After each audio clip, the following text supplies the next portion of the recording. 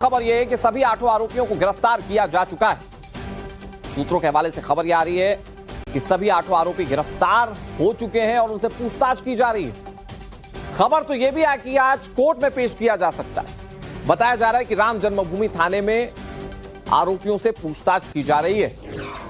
क्या ये 8 लोग ही हैं या इनसे इतर कोई और भी चेहरे हैं और इनको क्या लीड करने वाले भी कई चेहरे हैं? ये बहुत सारे सवाल हैं जिसको लेकर इस वक्त पूछताछ जारी है।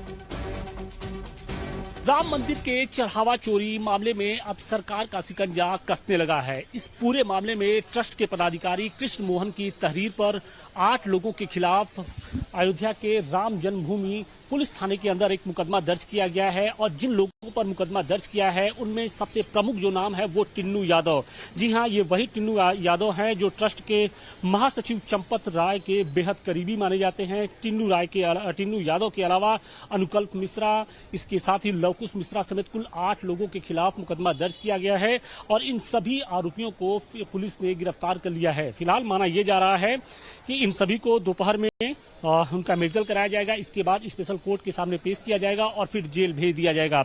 इन सभी पर आरोप यह है कि जो मंदिर में चढ़ावा आता था इन्होंने उसकी चोरी की है, इसके अलावा चोरी में मदद की है, गबन किया है, धोखाधड़ी की है।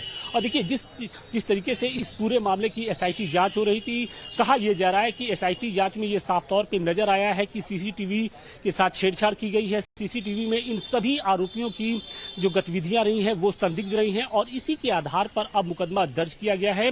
तो अब जैसे जैसे जांच का दायरा आगे बढ़ता जाएगा, कुछ अन्य जो दूसरे आरोपी हैं उनके खिलाफ भी मुकदमा दर्ज किया जा सकता है। अयोध्या से मनीष दुबे के साथ आशुतोष सिंह, टाइम्स नाउ, नवभारत। और इस वक्त का सबसे बड़ा अपडेट यह है कि जिन 8 लोगों के खिलाफ एफआईआर दर्ज की गई थी वो 8 आरोपी सलाखों के पीछे जा चुके हैं। ये 8 आरोपी कौन है, इनका रोल क्या है, मैं आपको बड़ा तफसील से समझाऊंगा। आप जरा देखिए, ये चंपत राय के पूर्व ड्राइवर जिनका नाम है रमाशंकर उर्फ टिन्नू यादव, मंदिर के कामों में सीधा दखल। ड्राइवर का मंदिर के कामों में सीधा दखल, मतलब ये अपने आप में बहुत बड़ा सवाल है। ये दान पात्रों की चाबियां अपने पास रखा करता था, ये जो जानकारी मिल रही है, और इसीलिए वो प्राइम सस्पेक्ट माना जा रहा है। इसके अलावा चढ़ावा चोरी का मास्टरमाइंड अनुकल्प मिश्रा को माना जा रहा है। चढ़ावे की गिनती में यह शामिल हुआ करता था और बताया जा रहा वहीं से गबन किया। इसके घर से जब तलाशी ली गई तो 20 लाख रुपए कैश बरामद किया गया और ये 20 लाख कहां से आया इसको जवाब देना होगा।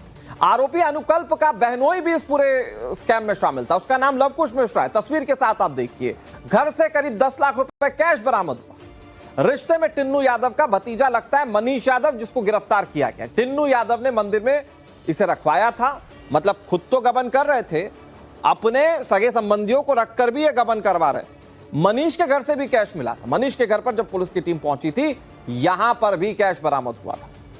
ये सुभाष श्रीवास्तव, इस कैरेक्टर पर जरा नजर डालिए। ये बैंक का रिटायर्ड कर्मचारी था और संभवतः इस स्कैम में इसने साथ दिया होगा। हो सकता है जो इस तरह के कर्मचारी होते हैं उनको ये युक्तियां पता होती हैं कि कैसे स्कैम किया जा सकता है, तो हो सकता है कि इसमें साथ दिया हो। पुलिस इनसे इन्वेस्टिगेट कर रही है। कैश की गिनती और निगरानी का काम इनका था और ये इस गबन में शामिल है। चढ़ावे की गिनती में शामिल अविनाश शुक्ला भी इस वक्त सलाखों के पीछे जा चुका है, इसे गिरफ्तार किया जा चुका है। इसके खिलाफ एफआईआर हुई थी और पुलिस इसे गिरफ्तार कर चुकी है और इन सारे कैरेक्टर्स से, इन सारे चेहरों से इस वक्त पूछताछ चल रही है। बता दें आपको कि अविनाश शुक्ला जो थे, इनके खाते से 5 लाख रुपए रिकवर किए गए और सवाल वही है कि ये 5 लाख रुपए आए कहां से? क्या ये मंदिर गबन का पैसा है? करुणेश पांडे आरोपी अनुकल्प का करीबी बताया जाता है। चढ़ावे की गिनती से यह लगातार जुड़ा रहा और इसने गबन किया है। रमाशंकर मिश्र मंदिर के चढ़ावे की गिनती में शामिल एक शख्स और जांच के दौरान इससे नकदी बरामद की गई है। ये वो 8 नाम हम आपको बता रहे हैं जो कि इस मामले में काफी ज्यादा चर्चा का विषय बने हुए थे और इनके खिलाफ एफआईआर दर्ज हुई और अब इन्हें गिरफ्तार किया गया। लेकिन कुछ लोग तो ये कह रहे हैं कि ये तो सिर्फ छोटी मछलियां हैं, इनके पीछे कई बड़े लोग शामिल हो सकते हैं। इन सबके बीच इस मामले पर अयोध्या के संत समाज के लोगों का क्या कहना है, आपको ये सुनना चाहिए। ये बहुत पहले हो जाना चाहिए था। ये प्रशासन और सरकार दोनों की कमी थी जो इतना विलंब से हुआ है।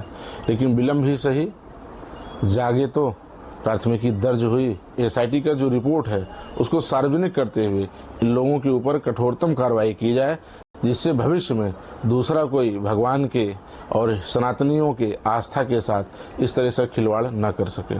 तो ठीक है, देर आए दुरुस्त आए। अब निष्पक्ष जांच होगी और जांच के बाद और भी इसमें विषय बिंदु छन के आएगा और भी जो दोषी पाए जाएंगे सभी के ऊपर कार्रवाई होगी। कुछ